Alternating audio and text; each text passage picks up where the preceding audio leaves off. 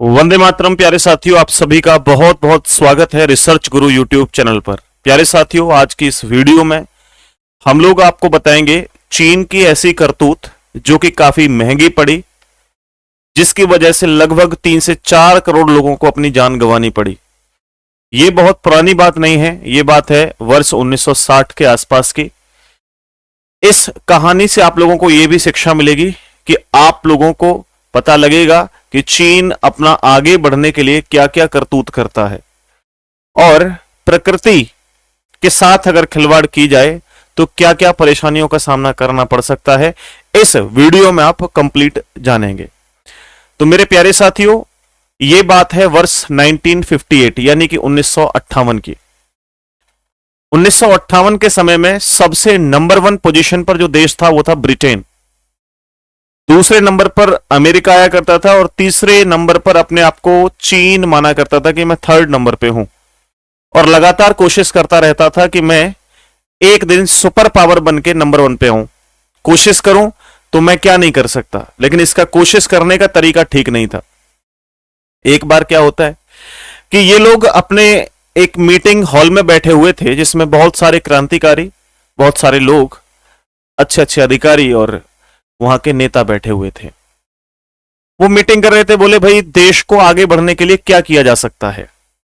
तो एक व्यक्ति था, एक क्रांतिकारी, बहुत फेमस क्रांतिकारी, जिसका नाम था माओ जेडोंग।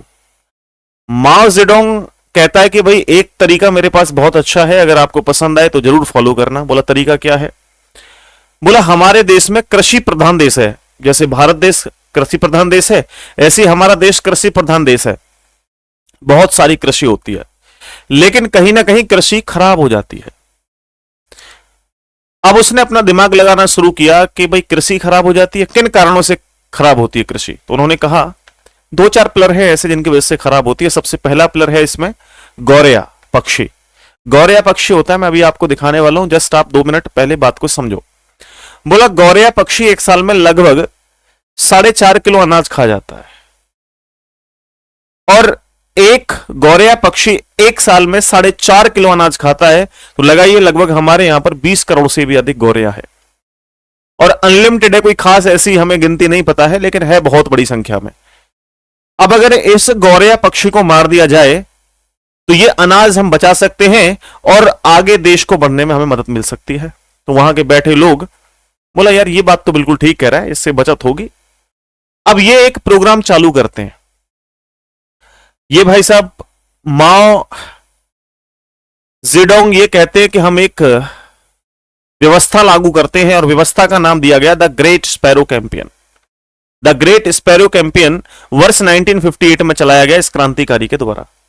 इसने क्या किया? इसने कहा कि भाई जितने भी चूहे हैं, मक्खी हैं या कीड़े हैं, या इसके अलावा जितने भी गौरैया पक्षी हैं, गौरैया के अलावा और भी पक्षी हैं, उनको मारना शुरू करते हैं।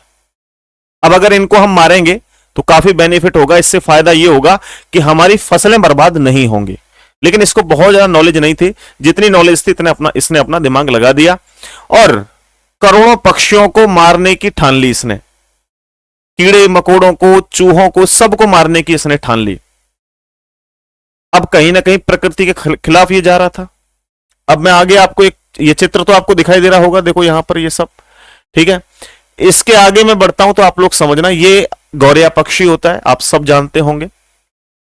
द ग्रेट स्पैरो कैंपेन, इसकी स्थापना, इसकी स्टार्टिंग 1958 से की गई थी।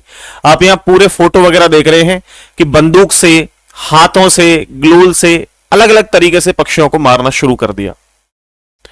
बताया जाता है कि जब ये स्टार्टिंग हुई थी तो पहले ही दिन लगभग 2 करोड़ से भी अधिक गौरैया पक्षी मारे गए। पहले दिन 2 से 4 करोड़, 4 से 6 करोड़, 6 से 10 करोड़, यह संख्या लगातार बढ़ती चली गई। अब हुआ क्या कि गौरैया पक्षी पेड़ों पर बैठता है, नीचे जमीन पर भी बैठ जाता है, फसलों पे बैठ जाता है। तो ये लोग लगातार ढोल और जोर जोर से आवाज देने वाले यंत्रों को बजाया करते थे, जिससे कि गौरैया हमेशा ऊपर उड़ता रहे। अब गौरैया जब लगातार ऊपर उड़ता रहता था तो भाई कब तक उड़ता रहेगा? सारे लोग पीछे पड़ गए। कॉलेज हो, स्कूल हो, कार्यालय हो, दफ्तर हो, या फिर आपके बाजार हो, हर जगह लोगों को कह दिया गया भैया गौरैया को मारो। तो यहां पर सभी लोग अपना स्टार्टिंग हो गए, कोई ढोल बजा रहा है, कोई ढोलक बजा रहा है, कोई अलग अलग तरीके से आवाजें कर रहे हैं। अब उन आवाजों से वो गौरे हमेशा ऊपर उड़ते रहते थे और अपने हार थक करके नीचे गिर जाते थे, बहुत परेशान थे। अब ये कैंपेन चलाया गया, लगातार 2 साल तक ये कैंपेन चला।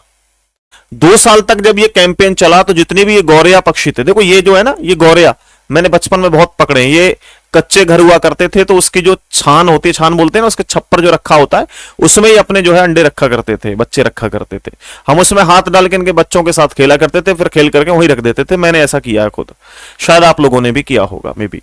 तो ये बहुत अच्छा पक्षी है, बड़ा सीधा साधा होता है। देखो खाने में भी बहुत ज्यादा नहीं खाता है, लेकिन लोगों को इतनी नॉलेज नहीं थी चीन वालों को कि इसका खामियाजा हमें क्या भुगतना पड़ सकता है। तो जब इनको लगातार मारा गया तो अब ये तो खत्म हो गए साल 2 साल में। बोला यार एक काम करो, अब तो हमारी काफी फसल बच रही है, ये गौरिया नहीं खा रही, इन पक्षियों को भी मारना शुरू कर दो, जितने भी ये पक्षी हैं। तो अब पक्षियों को भी मारना शुरू कर दिया चीन ने। 2 साल 2.5 साल में लगभग 1961 आते आते चीन के अंदर कोई पक्षी नहीं दिखाई देता था, सारे पक्षियों को मार डाला। सभी देखो, मैंने न केवल पक्षियों को, पक्षियों के साथ साथ आप देखो यहां पे मच्छर, चूहे, या चूहे जितने भी थे, है ना, मक्खी और गौरिया, गौरिया के साथ साथ और भी पक्षी, ये चलाया गया था। इसमें 4 चीजें इंक्लूड की गई थी, 4 पिलर थे। बोला इनको खत्म करो, हमारी जो कृषि है बहुत आगे, बहुत अच्छा हम कर सकते हैं इसमें, ऐसा कहा गया। तो इसमें ये 4 पिलर थे, इन चारों को बहुत दिन रात एक करके मारना शुरू कर दिया।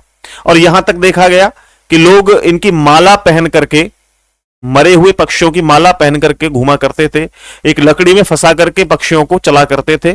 यह भी मैंने एक वीडियो प्ले की थी स्टार्टिंग में, उसमें आप देख रहे होंगे, एक बार लास्ट में फिर से प्ले कर दूंगा, आप लोग देखना।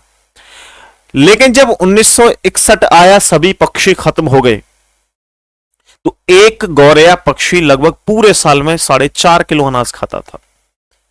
अब इन पक्षियों के मरने से आती है, एंट्री होती है कीड़े मकोड़ों की।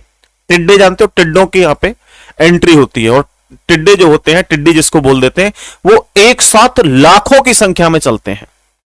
ये इतने ज्यादा बढ़ गए कि जहां से गुजरते वहां की सैकड़ों बीघा जमीन, सैकड़ों एकड़ जमीन रात रात में खत्म हो जाती।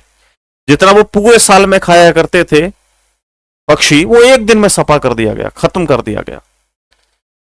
अब यहां पर आने लगा भाई साहब अकाल चीन के अंदर।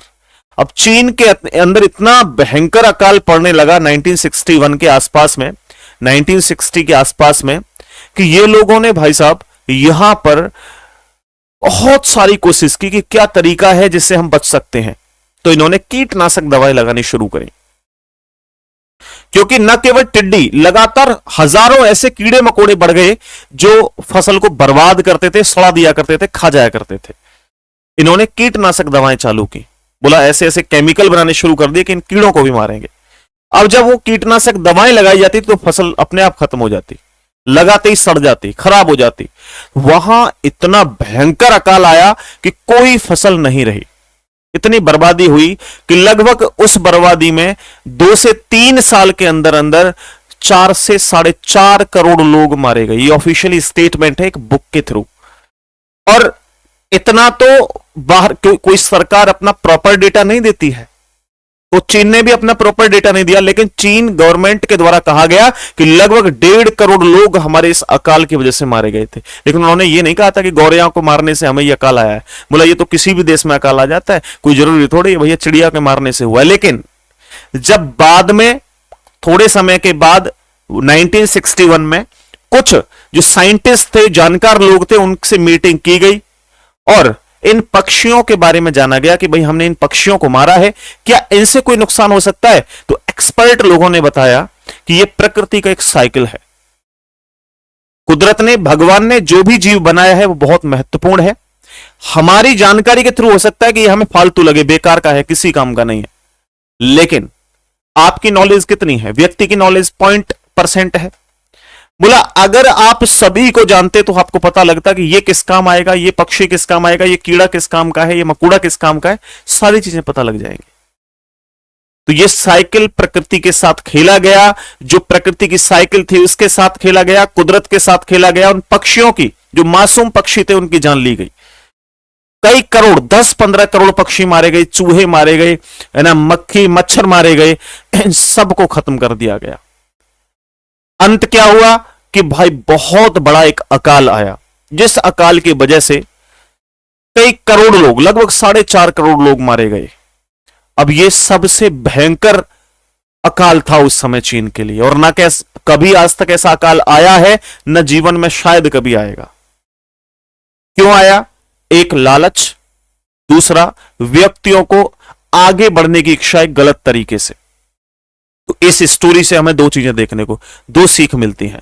पहला, इतना लालच नहीं करना चाहिए कि उस लालच को करने के लिए आप प्रकृति से लड़ें या किसी ऐसे फंदे में आप फंस जाएं जो कि बहुत बुरा साबित हो, जैसे चीन फंस चुका था।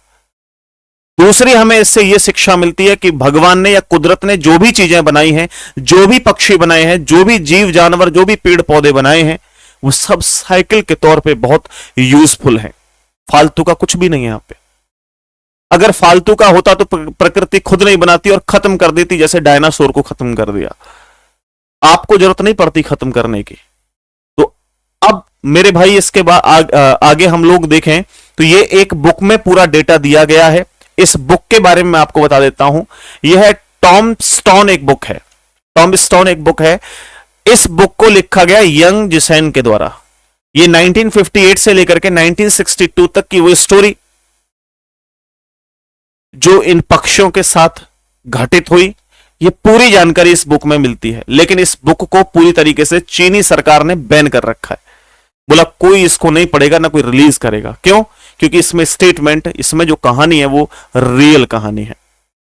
तो मेरे भाई ऐसी ही और भी कहानी देखने के लिए, सुनने के लिए, जानने के लिए नई नई रिसर्च लेकर के आएंगे रिसर्च गुरु यूट्यूब चैनल पे। तो आज ही अभी इसी वक्त चैनल को सब्सक्राइब करें और सभी लोग शेयर करें वीडियो को।